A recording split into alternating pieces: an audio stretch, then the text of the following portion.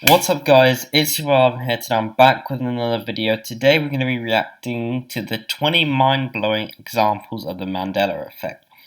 Now, I'm not sure I understand. For God's sake. I can't go one video without Siri interrupting me. So, basically, if you guys don't know what the Mandela effect is, it's basically we all believe something that isn't true. Like, for example, I had a Mandela effect where I thought my glasses. Everyone believed my glasses were black, but they're actually kind of brown. Comment down below. Does that look grey, brown, or black? I said it's grey. My parents think it's black, and my cousin who came over one time said it's brown. It says grey, but I think it's because we have different visions. But anyway, I'm probably gonna wear my glasses because I gotta we're looking at Mandela effects, and I kind of want to see it properly. And it's by Watch Mojo, so shout out them. Anyway, let's begin. I found this on What the web. is real? Shut up. Welcome to Watch Mojo, and today we're counting down our picks for the top 20 craziest examples of the Mandela effect. For this list, we're looking into the strangest instances of collective false memories, otherwise known as the Mandela effect. And no, this list isn't one itself. People actually think that the Mandela effect is basically just us being in different universes. Like there's an alternative universe where we have this, and it just merges with our one. Like there could be a universe where Pikachu's tail is black, and we have it as normal. So that could be a reason. I don't know. We did do a version of this already. We're just adding more entries. It's time to pray her in, George! Number 20. It's a beautiful day in the neighborhood. Your childhood might not look the same after this. As we all know good and well, Mr. Rogers' Neighborhood always began with its titular host singing its theme song. It's a beautiful day in this neighborhood, a beautiful day for a neighbor. This much is true, but that well-known opening line, "It's a beautiful day in the neighborhood," not so much. Although it doesn't scan quite as well, it's actually a beautiful day in this neighborhood. But how did we all miss this when we've heard the song so many times in our youth? It's one hell of a day in my neighborhood, a hell of a day for a neighbor. It could be worse, we suppose. It's not like he was wearing leather jackets instead of cardigan sweaters this whole time. Number 19. Fruit of the Loom's logo.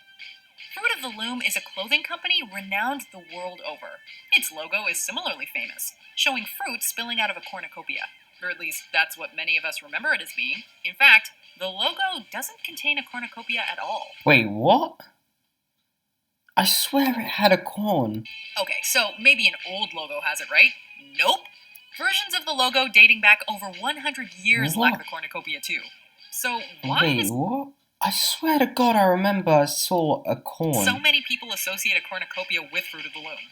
Even parodies and references to the Fruit of the Loom logo contain cornucopias, but not the genuine article. Number 18. The Monopoly Man's Monocle. The board game Monopoly features a memorable mascot named Rich Uncle Pennybags, also known as the Monopoly Man or Mr. Monopoly. He's famous for his suit, top hat, and large mustache. And also the game that everyone rages on, but our friends our mates play. However, people are divided on whether or not he wears a monocle. I swear he did. Reality seems to favor that he doesn't, but our memories of this childhood game can't be false, right? Ace Ventura, Pet Detective, and you must be the Monopoly guy. Heck, even Ace Ventura made the mistake, and he seems like he's got a good head on his shoulders. Could it be as simple as conflating the Monopoly Man with other rich fat cat mascots like Mr. Peanut? Sorry guys, I just had to fix something. Someone bought up all our memories. Number 17. Sex in the City. This much-loved HBO show and subsequent... I haven't watched Sex in the City, so there's no point. Probably just skip. ...on what its title is. Although some would swear up and down it's... I haven't watched Sex in the City. So I saw on your profile that you like to cook. Oh, I love it. This ain't their voices. 15. Oscar Mayer versus Oscar Mayer. An American meat company, Oscar Mayer has remained a fixture of pop culture thanks to its recognizable logo, famous Wienermobile, and several catchy jingles. But its name is a source of some consternation, as a lot of people remember Mayer being spelled with an E instead of an A. Oh, I wish I were an Oscar Mayer wiener. That is what I truly like to be. Old news clippings can even be seen spelling it M-E-Y-E-R. So, is it just a case of the alternate spelling being more common, leading to misspellings? My baloney has a first name, it's O-S-C-A-R. My baloney has a second name, it's M-A-Y-E-R. You'd think with one of its jingles having lyrics But literally... that's so weird though, because like, I remember Oscar Mayer, but I swear to God, like, oh, right. The thing is, I remember Oscar Mayer because, yeah, just because of The Simpsons, as they showed. But that's so crazy to think that, was it an E or was it an A? I'm starting to question life, bro. Number 13, Curious George's Tale. Curious George is a monkey and the star of many children's books and television series. Hey, George! Perfect kite flying weather, huh? Given What was that guy's name called? The one that had the yellow outfit? how long the character's been around, many are surprised to realize that he doesn't have a tail. Wait, what? After all, George is a monkey, and most monkeys have tails. Apes generally don't, by the way, and Curious George is repeatedly referred to as a monkey. Could the common confusion between the two sets of primates be the root of this Mandela effect, or has reality changed the features of George's posterior? Whatever the case, we are certainly curious to find out. Number 12. I swear. I'm actually confused, because there was one episode where George had a tail. Or am I just stupid? Mona Lisa's Smile. The Mona Lisa is arguably the most famous painting in the world, and has been discussed and dissected for half a millennium. From the strange phenomenon of her eyes appearing to follow you, to her enigmatic smile. However, for some, the latter is especially mysterious, since there are many who claim that she didn't used to be smiling at all. Granted, it might just be that those exposed to the painting at an early age got better at reading her expression. Still, that so many people could be confused about one of the most studied pieces of art ever made So was she ever smiling or not? seems odd. Number 11. Hello, Clarice. When Dr. Hannibal Lecter greets Agent Clarice Starling from his cell, a lot of us remember him saying, "Hello, Clarice," in that chilling tone. After all, that's the quote that everyone references all over pop culture. Didn't Sam and Cat also do that? Hello, That Clarice. chilling tone. After all, Well, it wasn't Clarice, it was Sam. that's the... I think it was the exact same, yeah, it was the exact same. When Dr. Hannibal Lecter greets Agent Clarice Starling from his cell, that's the Hello, quote that Clarice. everyone references all over pop culture. Good evening, Clarice. Funny story, that guy actually sounds like the, what's it called? The Halloween guy. You know the Halloween episode on Sam and Cat? There's an episode where the guy was like, "Hello, Clarice," and it was the doll. That sounds like this guy. Hold on, let me play That's the it. quote that everyone references all over pop culture. Good evening, Clarice. He actually sounds like him. Yet, in reality, Dr. Lecter never says this quote in The Silence of the Lambs, even if he approximates it in the sequel. Is this Clarice? Hello, Clarice. He says good morning to her, and even good evening, Clarice, but never that infamous quote. So, are people simply misquoting the film because hello works at all hours of the day? Or is there a more sinister explanation at work? Number 10. Pikachu's tail color. The adorable Yeah, this is what I'm talking about. yellow, Pikachu, everyone believed that there was a dark, red-cheeked a Pikachu black acts tail. as the mascot to the massive multimedia Pokemon franchise.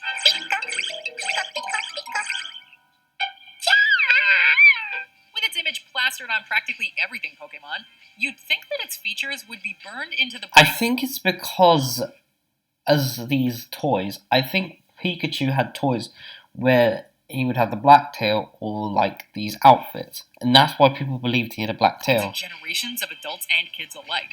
But there are those who are convinced that Pikachu's tail, like its ears, used to have black on the end.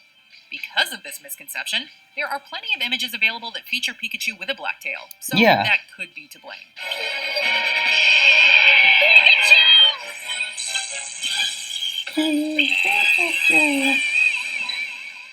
Or maybe people are remembering something they were into as kids and are surprised when they revisit it as adults.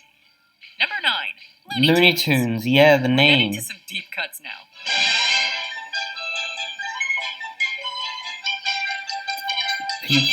Yeah. Looney Tunes is a franchise of Warner Brothers cartoons dating back to the early days of animation.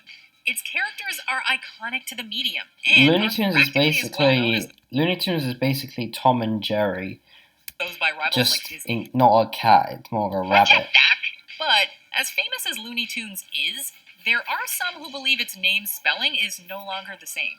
Some people remember its name as being Toons, Toons, as in cartoons, while the current spelling appears to be Tunes, Tunes, That's what I got confused as well. as in a synonym for music. Which one is it? I think it's Tunes, like Oh, music. you treacherous trickster. The fact that its sister series is called Merry Melodies lends some weight to the musical spelling, and the fact that the words are homophones does mean confusion would be easy. Still, stranger things, right? Number 8. Tinkerbell writing the Disney logo. Walt Disney's Disneyland. When you wish upon a star. Considering how big Disney is, they sure have a lot of us misremembering their properties. During a lot of Disney animated features, the introduction usually features the Disney logo, with its iconic castle and the name in distinctive loopy handwriting. However, many fans seem to recall the character Tinkerbell from Peter Pan appearing in these intros. No. No. Although Tinkerbell has appeared in several variants of this sequence, a lot of us remember her using her wand to write out the word Disney before dotting the I with sparks. Despite many similar versions, none of them quite get it the way it's described. Wait, but I swear to God, I remember Tinkerbell did that. Am I stupid? I swear to God, I remember Tinkerbell was like doing that. Despite many similar versions, none of them quite get it the way it's described. There was also one where she was like doing on the DVD, like ding, ding, ding, ding, ding, ding, and then it goes shoo, shoo, shoo. Don't ask how I know that. Let's just say I remember. I used to watch a lot of Disney, and it's still in my brain, and I can't get it out. Okay, I'll push the thing. Chalk this one up to magic. 4. Life is like a box of chocolates. While sitting on a park bench and offering candy to strangers, I loved Forrest Gump. It was probably when I was younger one of my favorite shows. Gump famously said Movies. What am I on about? that his mama always felt, quote, life was like a box of chocolates. It's an iconic phrase, but one we're likely all guilty of misremembering. Life is a box of chocolates, Forrest. You never know which What you gonna one. get? In fact, his mama, and thus our simple hero, said that, quote, life is a box of chocolates. Life is like a box. Perfectly plausible that people have Life merely like a altered the box. quote to be more general, and thus give it more currency, but Life it's I still like it. strange that we all get the most memorable line in the movie Life wrong. is like a box. It's like a box of chocolates. Mama doesn't say the quote like that in flashbacks. Number 3, Luke, I am your father. Oh The yeah, immortal Star line Wars. is more mortal than you think. He told me you killed me. I am your father. Everyone who's ever heard of Star Wars knows this quote. Yet in the Yeah. actual film, Darth Vader I says didn't to watch Luke, Star Wars and I knew this quote. No, I am your father. Countless pop And culture also, hello there. references and legions of dedicated Star Wars fans still manage to somehow get this quote wrong. You killed my father. No, was. I am your father. Even So Toy what's the Story deal? did it. Have we all just misquoted it because Luke provides more context? Or have some of us come to this reality from far, far away? Luke, I am your father. This isn't the only Star Wars example of the Mandela effect either. Just check out C-3PO's leg sometime. Number 2, starring Sinbad, Shazam. Quick question, who starred in the 90s movie about a genie? I am Kazam. Oh, Some of us Shaquille correctly O'Neal. recall it being NBA star Shaquille O'Neal, who had a sporadic movie career throughout the 90s.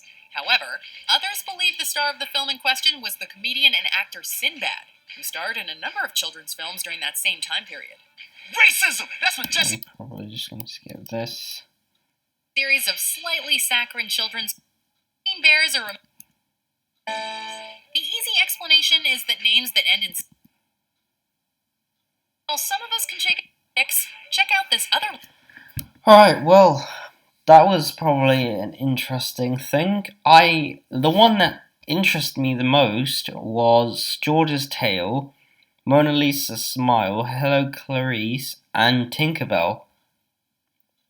Like, I never realised how the Mandela effect has happened.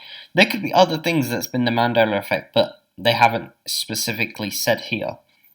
Anyway, that's going to be the end of the video, guys. Hope you guys enjoyed it. Let me know what other videos you guys want me to do, and as always, take care and